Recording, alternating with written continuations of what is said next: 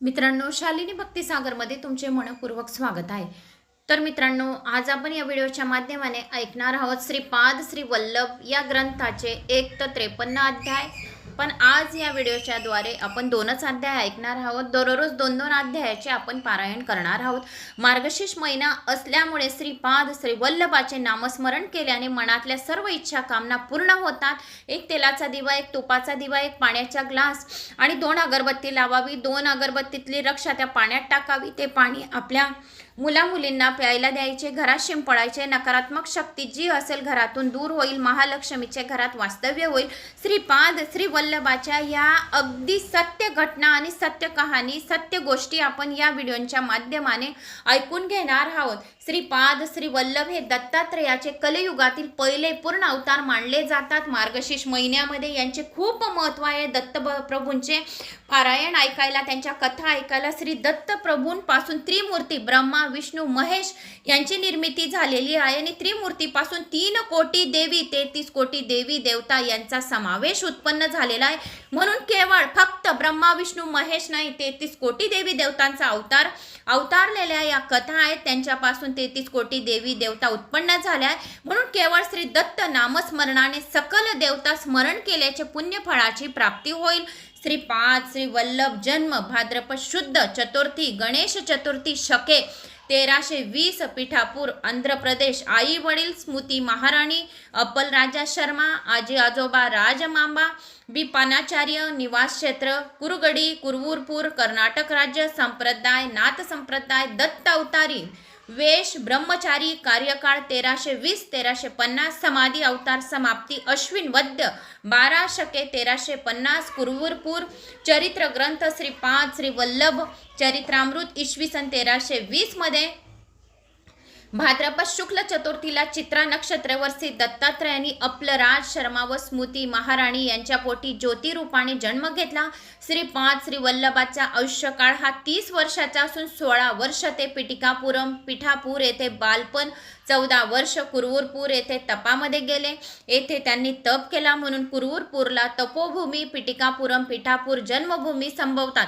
गुप्त झाल्यानंतर 3 वर्ष कुरवूरपूर येथे तेजोरूपात राहून त्यांनी शंकर भट या श्रीपाद श्री वल्लभ चरित्रामृत ग्रंथाच्या लेखकाला मार्गदर्शन केले। आजही श्रीपाद श्री वल्लभ प्रभू तेजोरूपात वावरत असतात। इसवी सन 1350 त्यांनी गुप्त रूपांमध्ये वावरण्याचा निर्णय घेतला। देहरूपिणी जरी ते दिसत नसले तरी श्रीपाद श्री वल्लभ प्रभू तेजोरूपात आजही प्रत्यक्ष आहेत। आंध्र प्रदेशातील गोदावरी जिल्ह्यातील पिठापूर हे त्यांचे जन्म ठिकाण। तेथे ते कुरवूरपूर या ठिकाणी गेले। त्यांनी अलौकिक बुद्धिमत्ता लाभली। आपल्या भावंडामधील अपंगत्व, आंधळेपणा दूर करून त्यांनी मात्या पित्याची चिंता दूर केली। त्यांनी जगन्नाथपुरी, काशी, बद्रिकाश्रम या तीर्थक्षेत्रांना भेटी दिल्या। 3 वर्ष ते गुप्तपणे गोकर्णी क्षेत्रामध्ये महाबळेश्वर येथे राहिले। त्यानंतर ते श्रीशैल्यावर गेले आणि त्यांनी संन्यास घेतला नव्हता। ते ब्रह्मचारी होते, ब्रह्मचारी वेशात वावरत होते। ते केवळ ज्योती स्वरूपात होते। याप्रमाणे 2 वेळा जन्म घेतल्याने ते आजन्म द्विज होते। ते संपूर्ण, अखंड, अनंत, अद्वैत, सच्चिदानंदन घन असल्या कारणाने या अवतारात त्यांना गुरु अशी व्यक्ती नव्हती। वास्तव्यात त्रिमूर्तीचे अवतार संयुक्त रूप नसून त्रिमूर्तीच्या अतीत असलेले एक विशिष्ट तत्व आहे आणि त्या त्रिमूर्तीस अतीत असलेले चतुर्थ असलेले सुचवण्यासाठी त्यांनी चतुर्थीस अवतार घेतलेला आहे।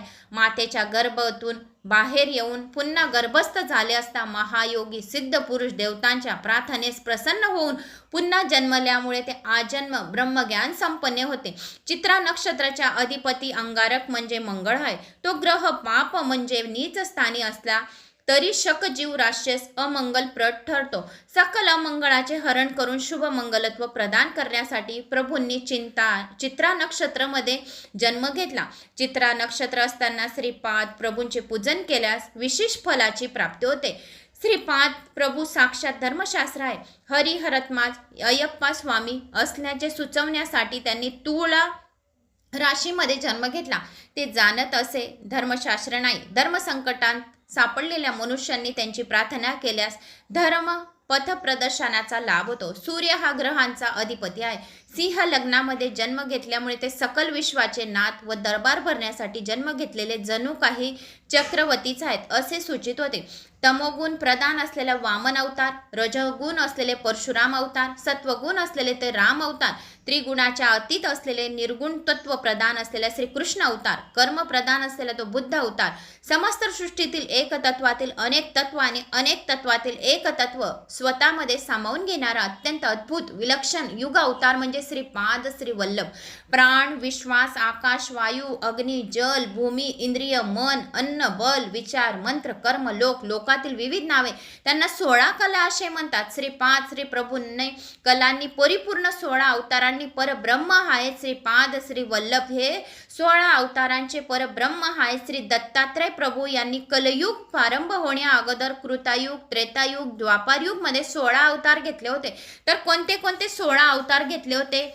पहिले अवतार योगीराज, दुसरे अवतार अत्रिवरद, तिसरे अवतार दिगंबर अवतार आणि चौथे कालाग्निशमन, पाचवे योगीजन वल्लभ, सहावे लीला विश्वंबर, सातवे सिद्धराज, आठवे ज्ञानसागर, नववे विश्वंभरादूत, 10वे मायामुक्त अवधूत, 11वे आदिगुरु, 12वे संस्कारहीन शिवस्वरूप, 13वे देवदेव, 14वे दिगंबर, 15वे दत्त अवतार आणि 16वे श्याम कमल लोचन.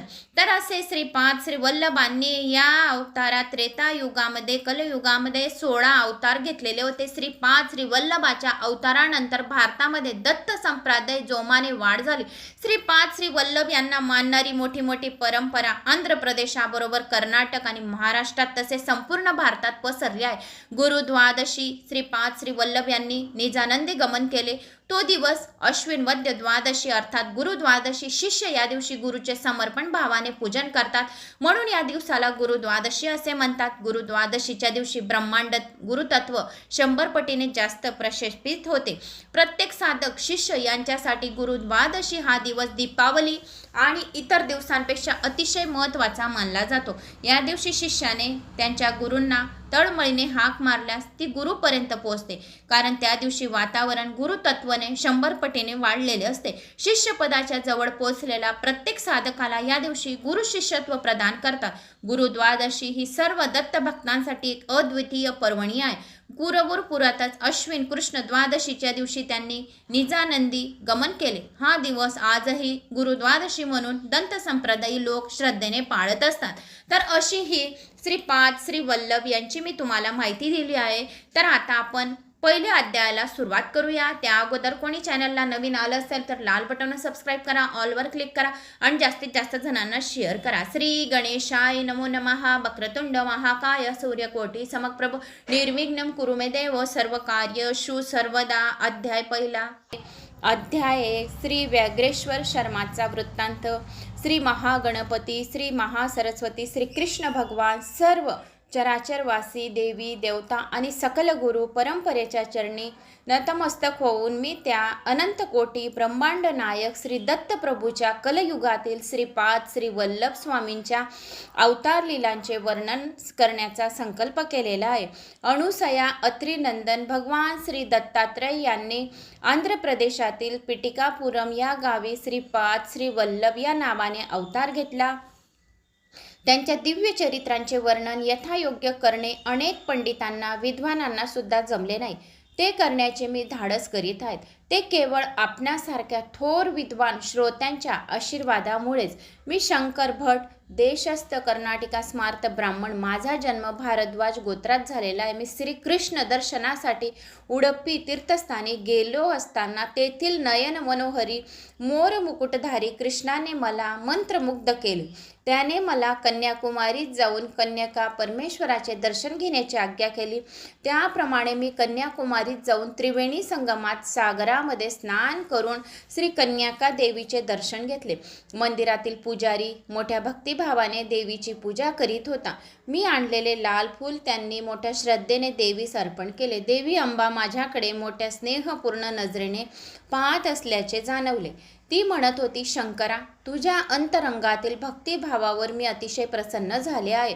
तू कुरवीर क्षेत्रात जा आणि श्रीपाद श्री वल्लभ स्वामींच्या दर्शनाने आपल्या जीवनाचे सार्थक कर. त्यांच्या दर्शनाने मनाला अंतरात्म्याला जो आनंदाचा अनुभव येतो तो अविर्णीय असतो. अंबा मातेचा आशीर्वाद घेऊन मी प्रवास आरंभ केला आणि थोड्या अंतरावर असलेल्या मरुत्व मल्ले या गावी येऊन पोचलो. लंकेतील राम रावण संग्रामात लक्ष्मणास इंद्रजिताची शक्ती लागून ते अचेतन अवस्थेत असताना श्री हनुमंतांनी संजीवनी बुटीसाठी द्रोणागिरी पर्वत उचलून आणला होता. लक्ष्मण संजीवनी बुटीने सजीव झाल्यावर हनुमंत तो पर्वत स्वस्थ स्थानी घेऊन जात असताना त्यांचा एक मोठा तुकडा येथे पडला. त्याचेच नाव मरुत्व मल्ले असे पडले. हे स्थान अत्यंत रमणीय आहे. येथे अनेक गुहा असून त्यात सिद्ध पुरुष गुप्त रूपाने तपश्चर्या करीत असतात. मी साऱ्या गुहेचे दर्शन घेण्यास आरंभ केला. एका गुहेच्या आत गेलो तेव्हा आत एक वाघ शांत बसलेला दिसला. त्याला पाहताच माझ्या अंगात कापरे भरले आणि घाबरून मी एकदम श्रीपाद श्री वल्लभा असे जोराने ओरडलो. त्या निर्जन अरण्यात माझ्या आरोळीची प्रतिध्वनी तितक्याच मोठ्या आवाजात ऐकू आली. त्या आवाजाने त्या गुहातून एक वृद्ध तपस्वी बाहेर आले आणि म्हणाले, बाबा रे, तू धन्य आहेस. या अरण्यात श्रीपाद श्री वल्लभ या नावाचा प्रतिध्वनी आला. श्री दत्त प्रभूंनी कलियुगात श्रीपाद श्री वल्लभ या नावाने अवतार घेतल्याचे योगी ज्ञानी परमहंस लोकांनाच माहीत आहे. तू भाग्यवान असल्याने या पुण्यस्थळी आलास.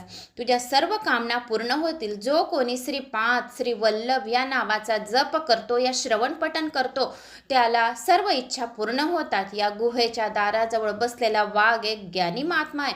त्याला नमस्कार कर. मी अत्यंत नम्र भावाने त्या वाघास नमस्कार केला आणि त्या वाघाने लगेच ओंकाराचा उच्चार केला. त्या आवाजाने सारे मरुत्व मल्ले पर्वत दुमदुमला. नंतर त्या व्याघ्राने श्रीपाद राज्यम शरण्यम प्रपद्ये असे सुस्वरात प्रभूंना आळवले. याच वेळी एक चमत्कार झाला.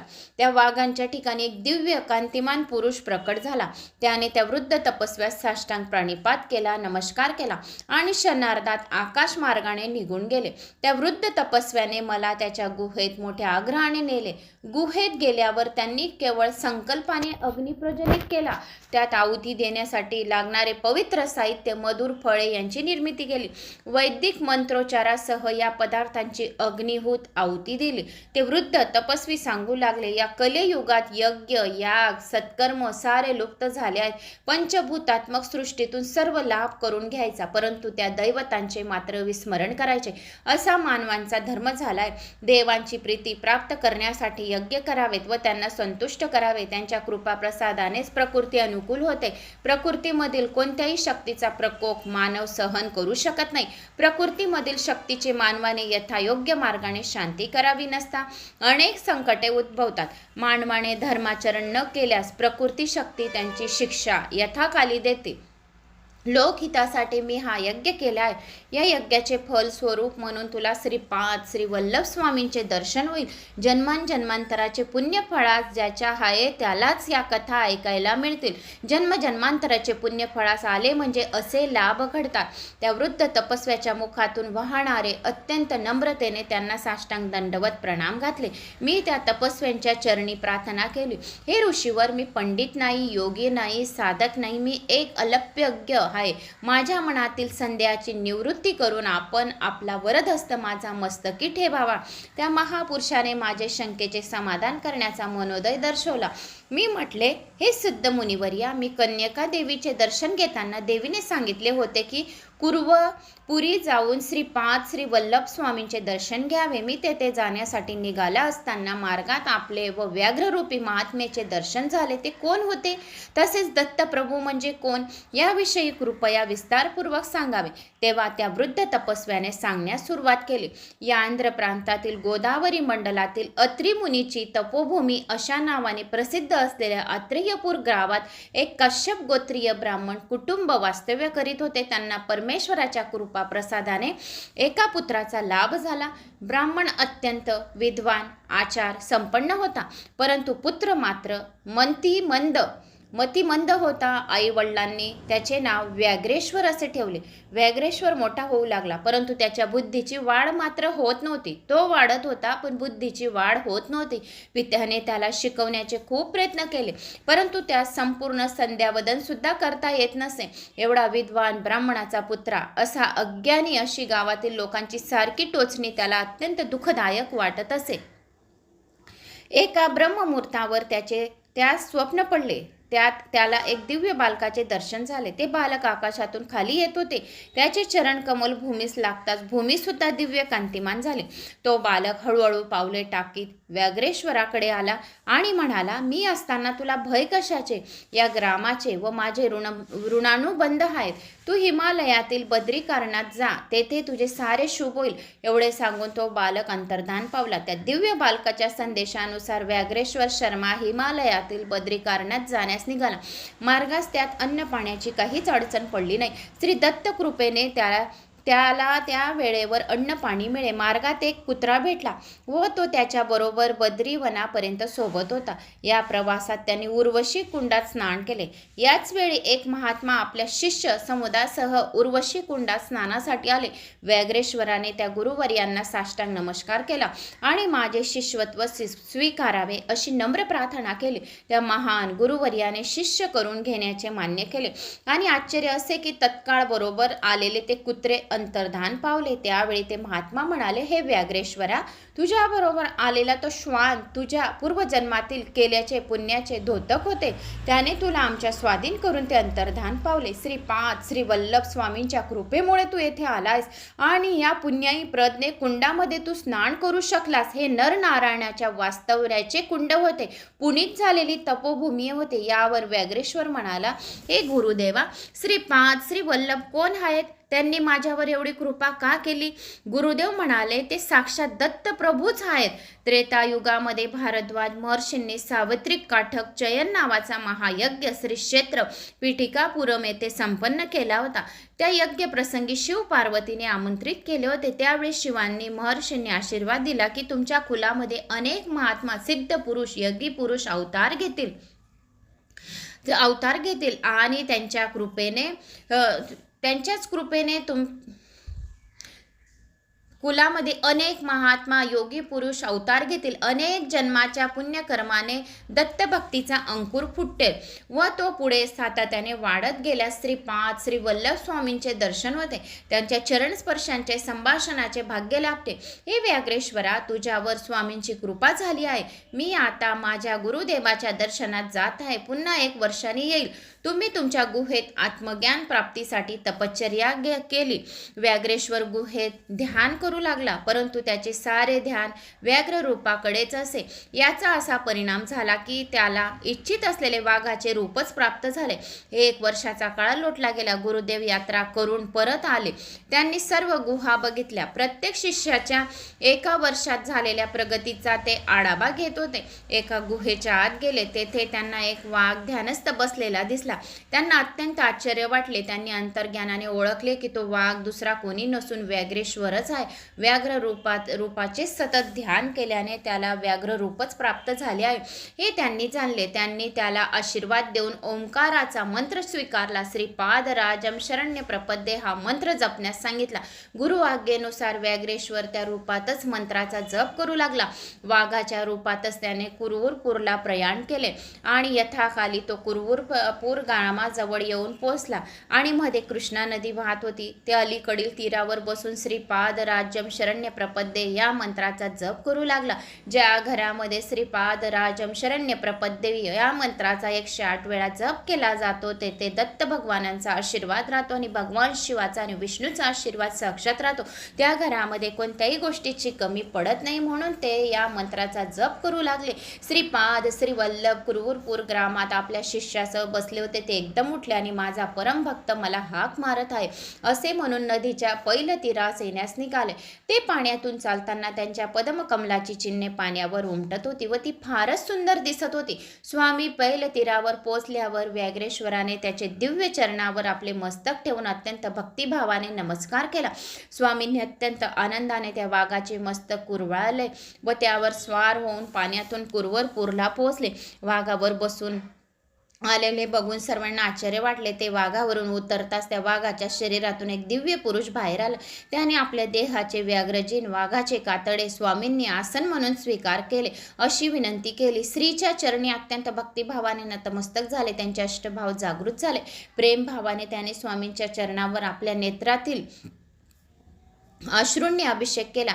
मोठ्या प्रेमभराने स्वामींनी त्याला उठवले आणि म्हणाले, हे व्याघ्रेश्वरा, तू एका जन्मात अत्यंत बलशाली असा मल्ल होतास, तेव्हा तू वाघाशी युद्ध करून त्यांना अतिक्रूराने वागवित होतोस. त्यांना वेळेवर अन्न पाणी सुद्धा देत नव्हतास. त्यांना साखळीने बांधून लोकांच्या प्रदर्शनासाठी ठेवित होतास. या दुष्कर्मामुळे तुला अनेक नीच जीवजंतूच्या योनीत जन्म घ्यावा लागला असता, परंतु माझ्या अनुग्रहाने ते सारे दुष्कर्म तुझे नष्ट झाले. तू दीर्घकाळ व्याघ्र रूपात राहिल्यामुळे तुला इच्छेनुसार व्याघाचे रूप धारण करता येईल व ते साडेताही येणार नाही, सोडता सुद्धा येणार नाही. हिमालयात कित्येक वर्षापासून माझी तपश्चर्या करणाऱ्या महान सिद्धाचे तुला दर्शन होईल आणि आशीर्वादही प्राप्त होईल. योग मार्गात तू अत्यंत प्रज्ञावंत होशील, असा स्वामींनी आशीर्वाद दिला. स्वामी पुढे म्हणाले, तू हिमालयात एक वाघ अत्यंत शांत असलेला पाहिला होतास ना, तो एक महात्मा आहे. तपश्चर्या करणाऱ्या संत पुरुषांना सामान्य लोक व इतर वन्य प्राण्यांपासून त्रास होऊ नये म्हणून त्याने ते व्याघ्र रूप धारण केले होते. तो त्याचे संरक्षण करीत होता. गुहेतील तपश्चर्या करणाऱ्यांचे संतांचे परस्पर वर्तमान कळवण्याचे काम सुद्धा तो वाघ मोठ्या आनंदाने करीत असे. ही सगळी दत्तप्रभूंचीच लीला आहे. श्रीपाद श्री वल्लभाचा जय जयकार असो. श्री गुरवे नमः. श्रीपादराजम शरण्य प्रपद्येय नमः.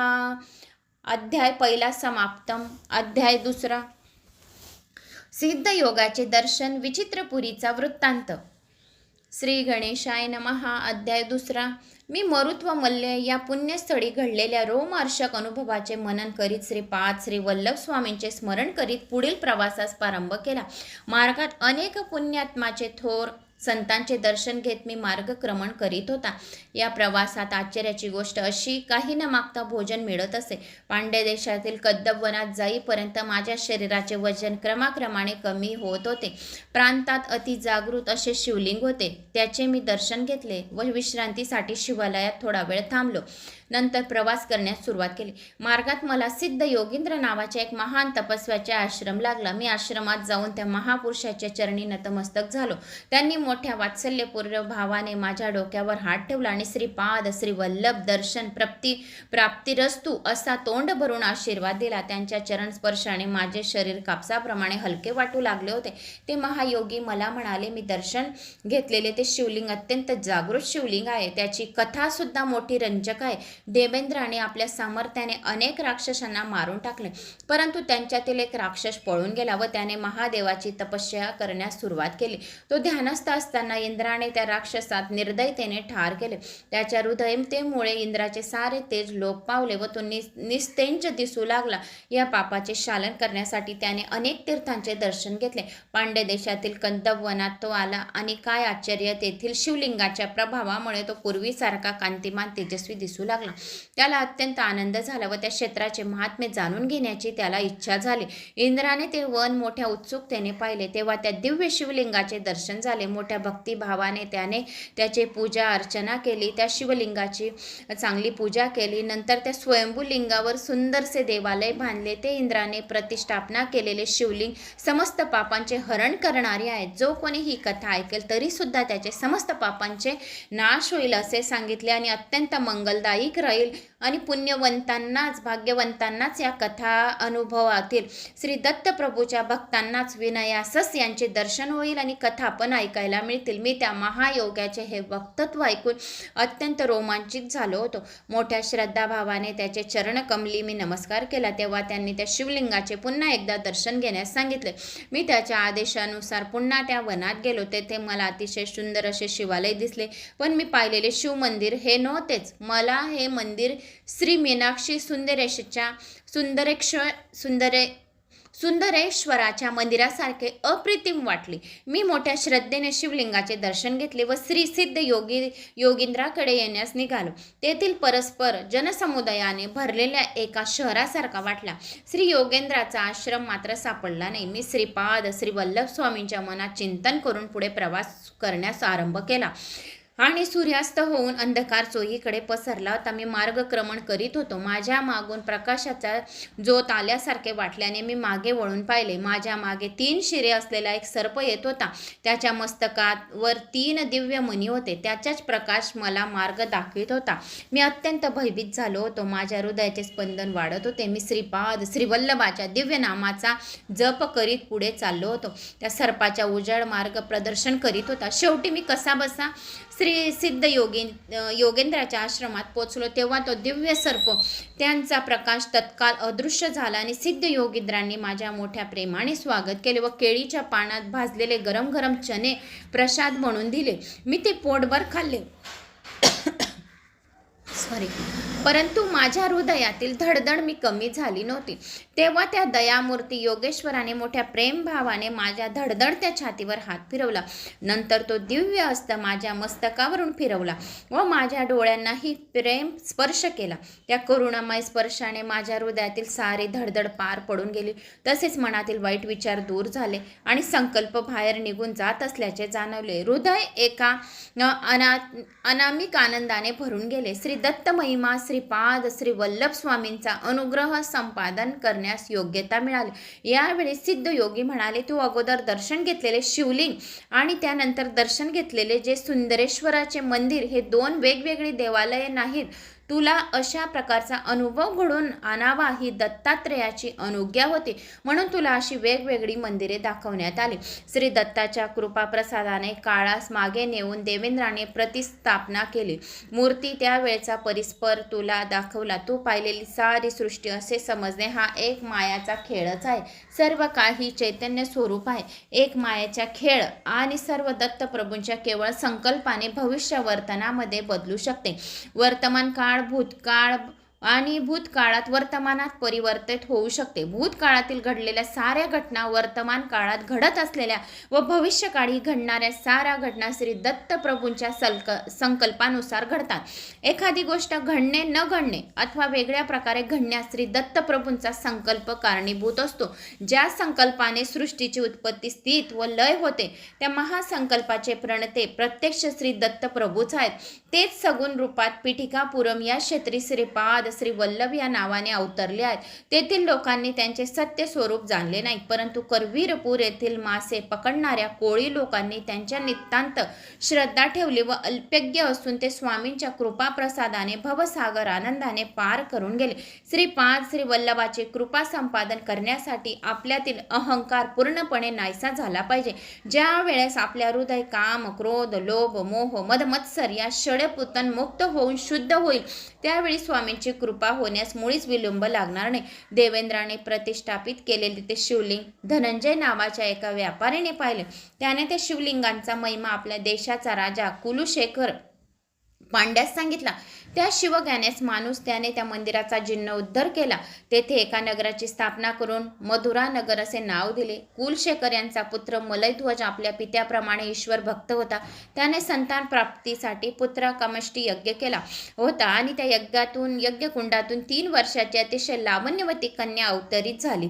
तिला पाहून राजा यज्ञ करणारे सारे विप्र ऋषीगण अत्यंत आनंदित झाले. ही कन्या म्हणजेच मीनाक्षी देवी. तिचा विवाह पुढे सुंदरेश्वर बरोबर झाला. या विवाहात प्रत्यक्ष भगवान विष्णूंनी कन्यादान केले होते. लग्न सोहळा अत्यंत थाटामाटाने साजरा झाला होता. शिवाच्या जटेमधून निघालेली वेगवती नदी मधुरा नगरीतून वाहत होती व तिच्या परिसरातील प्रदेश अत्यंत सुपीक होऊन निसर्गरम्य झाले होते. श्री सिद्ध योगेंद्र पुढे म्हणाले, अरे बाबा, सृष्टीमधील प्रत्येक वस्तूंमध्ये संपादन होत असते. भिन्न भिन्न प्रकारच्या संपादनामुळे व्यक्तीमध्ये आकर्षण तर काहीमध्ये विकर्षण होते. पुण्यकर्म उत्तम आचार आणि विचारांनी स्थूल सूक्ष्म आणि कारण देहात पुण्यरूपी प्रकंपन होते. पापकर्माने पापरूपी प्रकंपन होते. मनुष्याच्या पुण्याईने पुण्यशील व्यक्तींचा संग अर्थात सत्संगीच्या प्राप्ती होते. पुण्यस्थलाचे दर्शन घडते आणि पुण्यकर्मात आसक्ती वाढून पुण्याची वृद्धी होत जाते व पापांचा नाश होतो. या सर्वांचे फलस्वरूप म्हणून श्री दत्तप्रभूवर भक्ती जडते. अरे बाबा शंकर भटा, तुझ्यावर श्रीपाद श्री वल्लभाची अपार कृपा असल्यामुळे तू येथे येऊ शकास. माझ्या सद्भाग्याचे मलाच आश्चर्य वाटत होते. श्रीपाद श्री वल्लभाच्या दर्शनाची तळमळ दर्शनी वाढत होती केव्हा एकदा कुरवरपुरी जाऊन स्त्रीच्या चरणी नतमस्तक होऊन असे झाले होते. अशा स्थितीचा मला निद्रा लागली होती. दुसऱ्या दिवशी सकाळी उठलो तर आश्चर्याचा धक्का बसला. मी एका उंच ह्या टेकडीवर पिंपळाच्या झाडाखाली होतो. जवळपास कोणी माणसे नव्हती. मी रात्री ज्या सिद्ध योगेंद्राच्या आश्रमात राहिलो होतो तो आश्रम दिसत नव्हता. मला वाटले रातभर ज्या आश्रमात राहिलो श्री सिद्ध योगीच्या वचनामृताचा आस्वाद घेतला तो एक भ्रम होता का काय असे नाना विकल्प मनात येऊ लागले. तेव्हा मी आपले सामान आवरून घेऊन पुन्हा प्रवास सुरू केला. सकाळी निघालेला दुपार झाली तरी चालतच होतो. थोड्याच वेळात एक लहानशे गाव दिसले. मला अत्यंत भूक लागली होती. मी ब्राह्मणाच्या शिवाय इतर कोणाच्या घरचं अन्न ग्रहण करीत नसे. त्या गावात एकही ब्राह्मण नव्हता. ते एक गिरिजन लोकांचे गाव होते. त्यांच्या मुख्य माझ्याजवळ आला आणि म्हणाला, आमच्या गावात कोणीही ब्राह्मण नाही. आम्ही तुला फळे व मध देतो. त्याप्रमाणे त्या वृद्ध गृहस्थीने मला फळे व मध आणून दिले. मी ते खाणार एवढ्यात एक कावडा उडत आला व माझ्या डोक्यावर येऊन बसला. चोचीने डोक्यास इजा करू लागला. मी त्याला हकलण्याचे खूप प्रयत्न केले पण व्यर्थ गेले. तेवढ्यात बाजूस असलेल्या झाडावरून एकदम 4-5 कावळे आले. ते माझ्या हातावर खांद्यांवर बसून चोचीने हातपायांना जखमा करू लागले. मी तेथून फळ मध टाकून पळालो. वृद्ध गृहस्थ म्हणत होता, मी कोणा सिद्ध पुरुषांची निंदा केली असेल त्यामुळे हा कावळ्यांचा त्रास भोगावा लागला. मला आठवले मी त्या सिद्ध योगेंद्र बद्दल मनात शंका घेतली होती. त्या अपराधाची शिक्षा होती. माझे शरीर रक्तबंबाळ झाले होते. मी पळत होतो. कावळे पाठलाग करीत होते. श्रीपाद श्री वल्लभाची मनोमन प्रार्थना केली. या संकटातून मला सुटका करा अशी विनंती केली श्रीपाद श्री वल्लभाला. तेव्हा मला समोर एक औदुंबराचे झाड दिसले. मी त्या झाडाखाली विश्रांतीसाठी बसलो. त्यावेळी मला जाणवले की माझ्या शरीरातून एक प्रकारचा दुर्गंध येऊ लागला. त्या वासामुळे जवळपास असलेल्या वारुळातून सर्प बाहेर आल्याने दंश करण्यास सुरुवात केली. त्या विषाने मी मृतप्रायच झालो. तोंडातून फेस येत होता. हृदयाचे ठोके मंद गतीने चालले होते.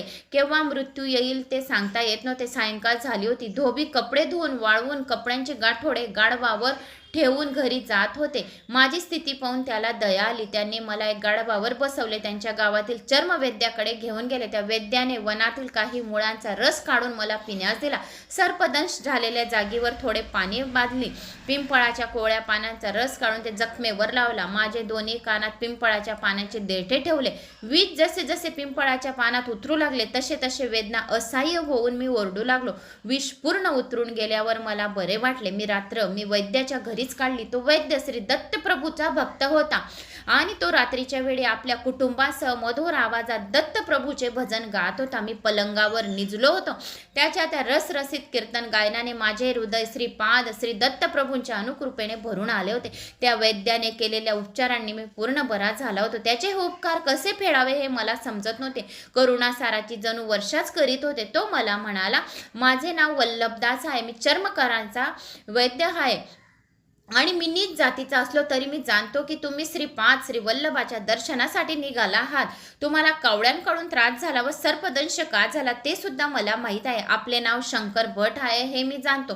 त्याच्या या अचूक वक्त्याने मी अवकाश झालो. मला वाटले त्या वैद्यात ज्योतिष्यशास्त्राचे ज्ञान असावे. हा विचार मनात येताच वल्लभदास म्हणाला, मी ज्योतिष्य नाही. श्री पिटकापुरम म्हणजे पंडितांचे माहेरघर. सांग वेदार्थे सम्राट अशी पदवी मिळालेले मी मल्हादी बाप्पांना अवधानवलू यांनी सुद्धा या पुण्यभूमीत निवास केला होता. परंतु हे प्रगाढ वेदज्ञान असलेले पंडित अहंकारामुळे श्रीपाद श्री वल्लभाचे खरे स्वरूप जाणू शकले नाही. शुष्क वेदांत अर्थहीन तर्कवितर्क करणारे पंडित श्रीपाद श्री वल्लभाच्या कृपेस पात्र होऊ शकले नाही. तुला टोचून जखमा केलेले कावळे हे पूर्वजन्मीचे पिटिकापुरम येथील महा अहंकारी पंडित होते. त्यांनी आपले जीवन श्रीपाद श्री वल्लभाचे महात्म्य न जाणता आपल्या ज्ञानाच्या अहंकारात व्यर्थ घालवले. ते मृत्यूनंतर स्वर्ग लोकास गेले. तेथे इंद्राने त्याच्या वेद पंडित घनपाटी म्हणून सत्कार केला. परंतु जेव्हा त्यांना भूक लागली व जीव भुकेने व्याकुळ झाला तेव्हा त्यांनी खाण्यासाठी कोणी काहीच दिले नाही. इंद्र म्हणाला, तुम्ही पृथ्वीवर असताना दान धर्म केला असता तर एका दानासाठी 1000 दाने आमच्याकडे कडून मिळाले असता. परंतु तुम्ही कोणालाही काहीही दान केले नाही तेव्हा तुम्हाला आम्ही काहीच देऊ शकत नाही. तुम्ही या लोकात स्वच्छेने कितीही काळ राहू शकता परंतु अन्न पाण्या वाचून इतर स्वर्ग सुखे खरोखर शिक्षेसारखे होते. इंद्र पुढे म्हणाला, हे पंडितांनो, तुम्ही पादगयेसारख्या पवित्र स्थळी राहून सुद्धा श्रद्धा भक्ती निष्ठेने आपल्या पितरांना पिंडदान केले नाही. आई वडिलांचा योग्य तो सन्मान न करता त्याच्या औषध पाण्यासाठी एवढा खर्च झाला असता. कृतज्ञतेने उद्धार तुम्ही वारंवार काढले. श्रीपाद श्री वल्लभांना श्री दत्तप्रभूचे अवतार न मानण्या एवढे तुम्ही अंध झालात. श्रीपाद श्री वल्लभाच्या नामस्मरणाने पवित्र झालेले भक्ताचे रक्त प्राशन केल्यावर तुम्हास उत्तम गती लाभेल. वल्लभदास सारी कहाणी सांगत होता. तो म्हणाला, शंकर भट्टा हे कावळे ते सर्प पूर्वजन्मीचे अहंकारी पंडित होते. त्यांनी तुझे रक्त चाखले, उत्तम गतीस प्राप्त झाला. वल्लभदास पुढे म्हणाला, ब्राह्मण सत्यनिष्ठ असावा, क्षत्रिय धर्मबंध असावा, वैश्याने व्यवसाय व्यापार गायीचे रक्षण क्रय आदी व्यवहार करावा, शत्रूंनी प्रेम स्वरूप राहून सेवा करावी. भगवंतांच्या भक्तीसाठी मात्र वर्ण जात कुळ श्रीमंत गरीब स्त्री पुरुष असा भेदाभेद इथे नसतो. भगवंत भक्तीचा केवळ भुकेला असतो आणि कोणत्याही भक्तीचा केवळ प्रेम भाव श्रद्धा दृढ विश्वास पाहतो. मानव कोणत्याही वर्णात जन्मलेला असलो तरी स्वधर्मानुसार कर्म करावे. वल्लभदास पुढे म्हणाले, तू लहान असताना विष्णुमूर्तीचे ध्यान श्लोकाचे पठन करीत होतास, त्यामुळे तू विनोदाने एका श्लोकाचा चूक अर्थ आपल्या मित्रांना सांगत होतास. तो श्लोक असा होता, शुक्लांबरम धरम विष्णू शशिवर्णम चतुर्भुजम प्रसन्न वदनम ध्यायते सर्व विघ्नोपशांतये. याचा विनोदार्थ केलेला अर्थ श्री दत्तप्रभूंना आवडला नाही. त्याची शिक्षा म्हणून तुला धोबी लोकांनी गाढवावर बसवून आणले, शेवटी चर्मकर्माच्या गावात पोहोचवले. तुझी अशी दुर्गती करण्यामागे श्रीपाद श्री वल्लभाचा विनोदाबरोबर तुला काही पाठ शिकवले. तुझ्यातील अहंकार दूर करण्याचा मानस होता. त्या दयाधन श्री गुरु श्रीपाद श्री वल्लभाची प्रत्येक क्षणी आपल्यावर दृष्टी असते, ही गोष्ट ध्यानात असू दे. श्री वल्लभदासांच्या हितोपदेशाने मी कृतकृत्य झालो. माझ्यातील ब्राह्मण असल्याचा अहंकार नाहीसा झाला. मी वल्लभदासांचा पाहुणचार स्वीकारला. 2-3 दिवस राहून पुढे चिदंबरला जाण्यास निघालो. चिदंबरला पोहोचण्याचा अगोदर विचित्रपूर नावाचे गाव लागले. त्या गावाच्या नावाप्रमाणे राजा विचित्र वर्तन करणारा होता. त्या राजाचा एक मुलगा होता, परंतु तो मोका असल्याने राजा नेहमी उदास असे. त्याला वाटे की ब्राह्मणांनी लोपभुष्ट यज्ञ कर्म लोप असा यज्ञ केल्याने त्याचा मुलगा मोका झाला. तो ब्राह्मणाचा अपमान करून त्यांना गाढवावर बसून त्यांची मिरवणूक काढीत असे. ब्राह्मणांना दान म्हणून राजगिऱ्याची भाजी देत असे. त्या राज्यात ब्राह्मण आपला अहंकार विसरून अगदी दयनीय स्थिती प्राप्त झाले होते. एका विद्वान ब्राह्मणास राजाने मूक भाषेवर ग्रंथ लिहिण्याची आज्ञा केली होती. त्या राजज्ञेनुसार ते राजगुरु ब्राह्मण मूक भाषेवर संशोधन करू लागले होते. शंकर भट आणि राजे महाराजे संवाद. राजांच्या सैनिकांनी मला आपण ब्राह्मण आहात का असा प्रश्न विचारला. मी होकारती मानून हलवताच आपणास आमच्या महाराजांचे आग्र्याचे आमंत्रण आहे असे म्हणून राजवाड्यात येण्याची विनंती केली. मी त्यांच्याबरोबर राजासमोर उभा राहिलो. मला भीतीने घाम सुटला होता. मी तेव्हा मनोमन श्रीपाद श्री वल्लभाला प्रार्थना केली, नामस्मरण करू लागले. राजाने मला पहिला प्रश्न विचारला, तेवढ्यात एवढ्याला किती येईल तर गंभीरपणे उत्तर दिले. एवढ्याला एवढेच. माझ्या उत्तराने राजाला आश्चर्य वाटले. ते म्हणाले, महात्मन आपण मोठे पंडित आहात, आपल्या दर्शनाने मी धन्य झालो आहात. राजाने आपल्या पूर्वजन्मातील आठवणी सांगण्यास सुरुवात केली. तो त्या जन्मी एक ब्राह्मण होता. त्याच्या घरी राजगिरा पिकत असे. ती भाजी तो सर्वांना मुक्त असताना देत होता. त्याच्या सह्यादी ब्राह्मणाकडून यजमानाच्या घरी पूजा अर्चना अभिषेक आदी करून घेत. यजमानांनी दिलेली दक्षिणा मात्र स्वतः घेऊन अगदी अल्पीशी त्या गरीब ब्राह्मणास देत असे. त्याच्या घरची राजगिऱ्याची भाजी सुद्धा फुकटच घेत. कालचक्र फिरत गेले. दुसऱ्या जन्मी तो गरीब ब्राह्मण राजा म्हणून जन्मला आणि त्याला त्रास देणारे लुबाडणारे ब्राह्मण दुसऱ्या जन्मी सुद्धा त्याच राज्यात ब्राह्मण म्हणून जन्मले होते. राजा पूर्वीच्या जन्मी दिलेल्या राजगिऱ्याच्या भाजीच्या दानाचा कैक पटीने या जन्मात दान देत होता. त्याला आचाट दानाचे फळ काही मिळाले याचे उत्तर हवे तर मी राजाला म्हणालो, महाराज राजगिऱ्याची भाजी कितीही मिळेल, कितीही दान केली तरी तिच्या 100 पटीने तीच भाजी आपणास मिळेल. सध्याच्या परिस्थितीत रत्न आणि सोने आणि दान करणे तुझ्या हिताचे आहे. माझ्या उत्तराने राजास आनंद झाला. आता दुसरा प्रश्न मूक भाषेचा होता. राजगुरूंनी माझी परीक्षा घेण्यासाठी आपली 2 बोटे दाखवून 1 का 2 असे खुनानेच विचारले. त्यांनी मला एकटाच आलास का सोबत कोणी आहे का असा प्रश्न वाटून मी एकटाच आलो असे दर्शवण्यास एकच बोट दाखवून खुनेनेच उत्तर दिले. त्यानंतर त्यांनी 3 बोटे दाखवली. 3 संख्या पाहताच मला दत्तात्रयाची त्रिमूर्ती आठवली. तुम्ही दत्तभक्त आहात का असा प्रश्न वाटला. मी भक्ती ही गुप्त असावी असे जाणून हातांची मूठ बंद करून दाखवली व भक्ती हा विषय अंतरंगाचा आहे असे सांगितले. नंतर राजगुरूंनी गोड पदार्थांचा मिठाईचा भंडारच मला देत असल्याची खून म्हणून तसे हात निवारे केले, परंतु मी हाताने ते नाकारले व माझ्याजवळ असलेले पोहे पुरजुडीतून काढून त्यांना दिले. मला गोड पदार्थापेक्षा पोहेच जास्त आवडतात. तुम्ही सुद्धा याची चव पाहू शकता, असा माझा भाव होता. माझ्या उत्तरांनी राजगुरू अतिप्रसन्न झाले आणि राजास म्हणाले, राजा हा फार मोठा पंडित आहे. हा मुख्याचा भाषेत सुद्धा मोठा पंडित आहे. 2 परीक्षांमध्ये तर मी सफल झालो होतो. आता 3री परीक्षा डोळ्यासमोर भेडसावीत झाली होती. राजगुरूंनी सांगितले, चमकमधील श्लोक वाचून त्यांचा अर्थ सांगावा. मी श्रीपाद श्री वल्लभाचे मनोमन स्मरण करीत होता. एक श्लोक वाचला व त्याचा अर्थ सभेत समजावून सांगितला. मी सांगितलेला अर्थ असा होता, एका चमे म्हणजे 1, त्रिशमे म्हणजे एकाला 3 जोडले असता 4 होतात व त्याचे वर्गमूळ 2 होतात. पंचचमे म्हणजे 4तच 5 मिसळल्यास 9 होतात, त्याचे वर्गमूळ 3 येते. सप्तचमेवर आलेल्या 9 मध्ये जास्त मिसळल्यास 16 येतात, त्याचा वर्गमूळ 4 येतो. नवचमे म्हणजे वरील 16 संख्यात 9 मिसळले असता 25 येतात, त्याचा वर्गमूळ 5 येतो. एकादशचमे म्हणजे वरील 25 मध्ये 11 मिसळल्यास 36 येतात व त्यांचे वर्गमूळ 6 येते. त्रयोदशचमे म्हणजे वरील 36 संख्येत 13 मिसळल्यास 49 येतात व त्यांचे वर्गमूळ 7. पंचदशमे म्हणजे वरील 49 संख्येत 15 मिसळल्यास 64 होतात व त्यांचे वर्गमूळ 8 येते. सप्तदशमेचा अर्थ वरील 64 संख्यात 17 मिळाले असता येणारी संख्या 81 आणि वर्गमूळ 9. नवदशमेचे म्हणजे वरील 81 संख्येत गुण 19 मिसळले असता 100 होतात व त्यांचे वर्गमूळ येथे 10. एकविंशतिचमे म्हणजे वरील 100 या संख्येत 21 मिळाल्यास संख्या 121 होते, त्यांचे मूळ वर्गमूळ येते 11. त्रयोविंशतिचमे वरील 121 संख्येत 23 मिळवले असता 144 होतात, त्यांचे वर्गमूळ येते 12.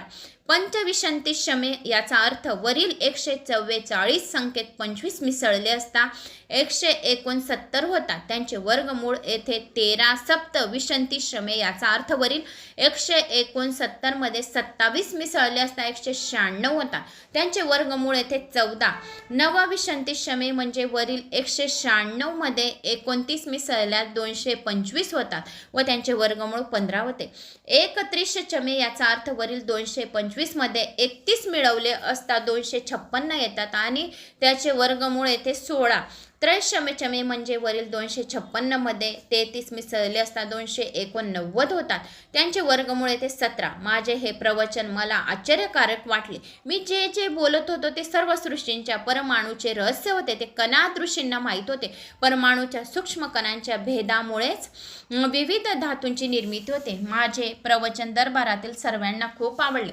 राजाच्या सर्व प्रश्नांना समर्पक उत्तर दिल्यामुळे श्रीपाद श्री वल्लभाच्या कृपेने त्या विचित्रपूर नगरात सुरक्षितपणे बाहेर पडलो. श्रीपाद श्री वल्लभाचा जय जयकार असो. श्री गुरुवे नमः. श्रीपाद राजम शरण्य प्रपदे. अध्याय 2 समाप्त. तर मित्रांनो, येथे अध्याय 2 समाप्त झाला आहे. तर मला अशी आशा आहे की तुम्हाला हे माझे 2 अध्याय श्रीपाद श्री वल्लभ दत्तप्रभूंचे आणि विष्णूंचे अवतार आहेत. तर मार्गशीर्ष महिन्यामध्ये हे विष्णूंच्या अवताराच्या कथा अध्याय ऐकल्याने सर्व दुःख दारिद्र्य दूर होते, मनातल्या इच्छा पूर्ण होतात, भूत पिशाची बाधा राहत नाही.